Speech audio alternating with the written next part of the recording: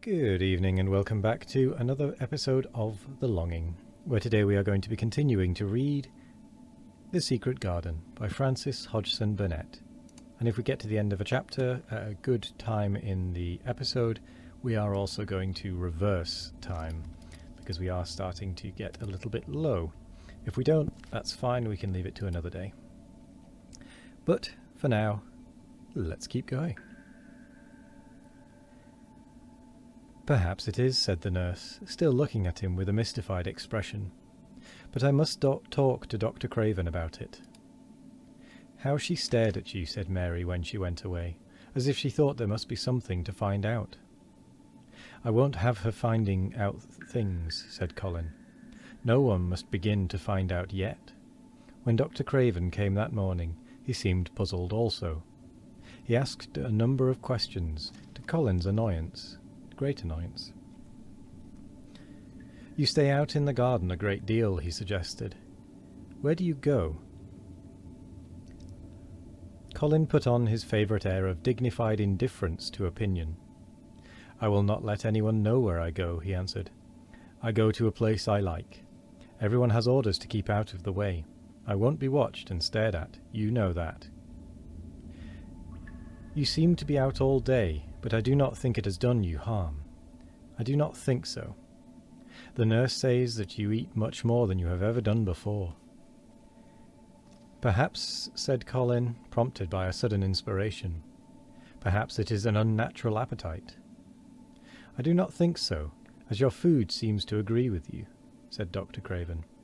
You are gaining flesh rapidly, and your colour is better. Perhaps I am bloated and feverish, said Colin, assuming a discouraging air of gloom. People who are not going to live are often different. Dr. Craven shook his head.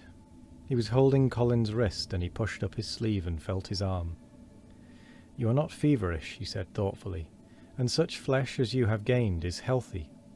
If you can keep this up, my boy, we need not talk of dying. Your father will be happy to hear of this remarkable improvement. I won't have him told, Colin broke forth fiercely. It will only disappoint him if I get worse again, and I may get worse this very night. I might have a raging fever. I feel as if I might be beginning to have one now. I won't have letters written to my father. I won't. You are making me angry, and you know that is bad for me. I feel hot already. I hate being written about and talked over as much as I hate being stared at. Hush, my boy, Dr. Craven soothed him. Nothing shall be written without your permission. You are too sensitive about things. You must not undo the good which has been done.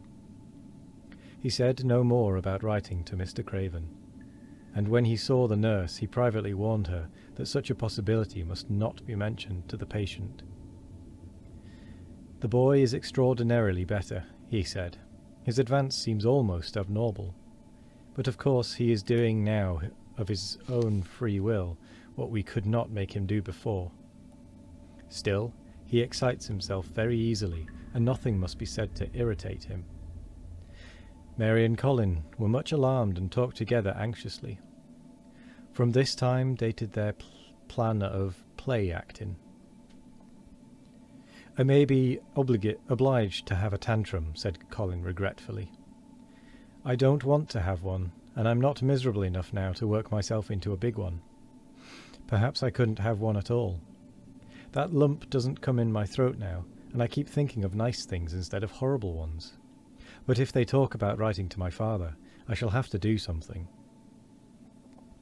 He made up his mind to eat less, but unfortunately it was not possible to carry out this brilliant idea when he wakened each morning with an amazing appetite, and the table near his sofa was set with a breakfast of homemade bread and fresh butter, snow-white eggs, raspberry jam, and clotted cream.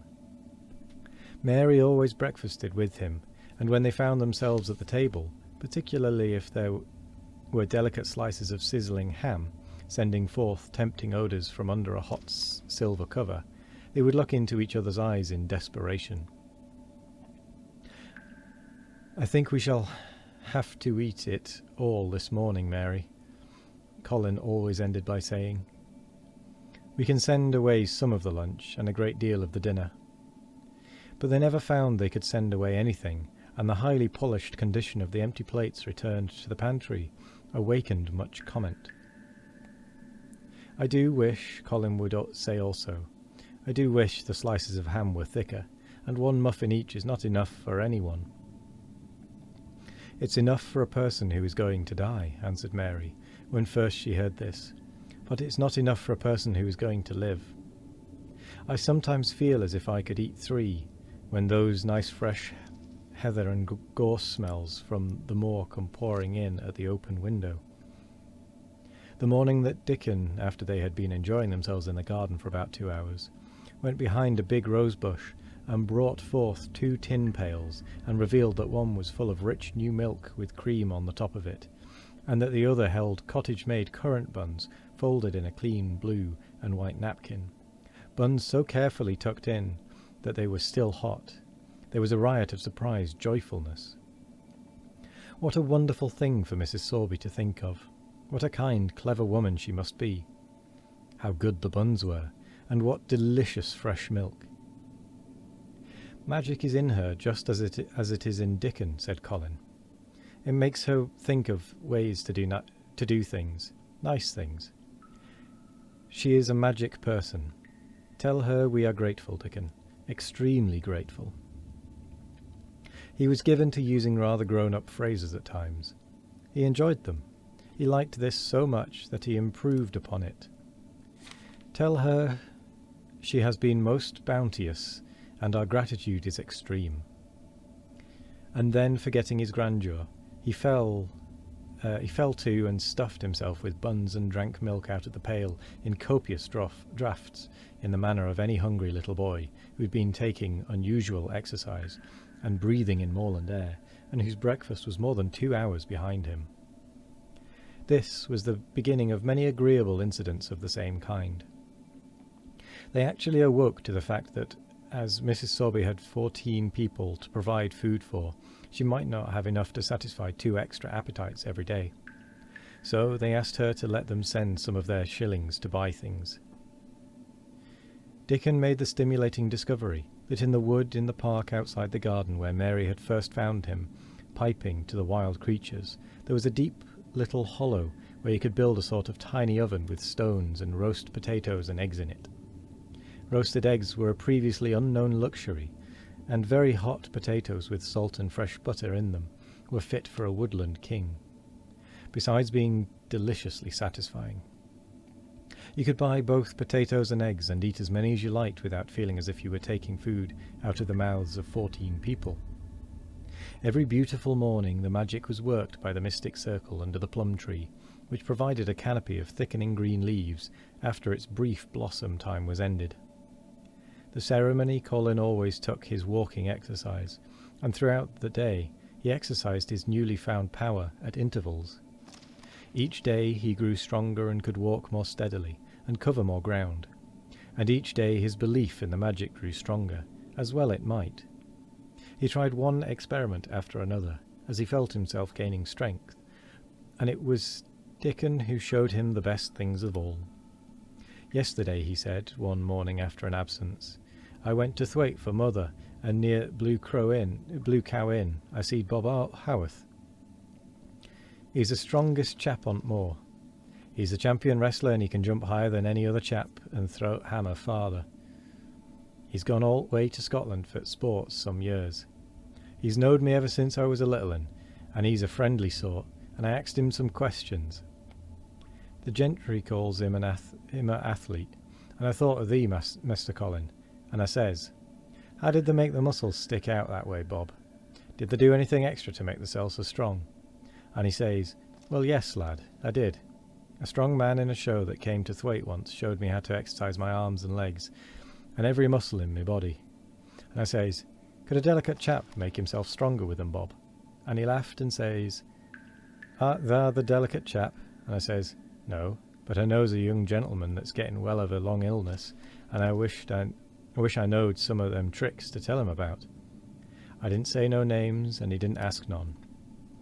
He's friendly, same as I said, and he stood up and showed me, good-natured like, and I imitated what he did till I knowed it by heart. Colin had been listening excitedly. "Can you show me?" he cried. "Will you?" "Aye, to be sure," Dickon answered, getting up. "But he says the mun do 'em gentle at first, and be careful not to tire the cell.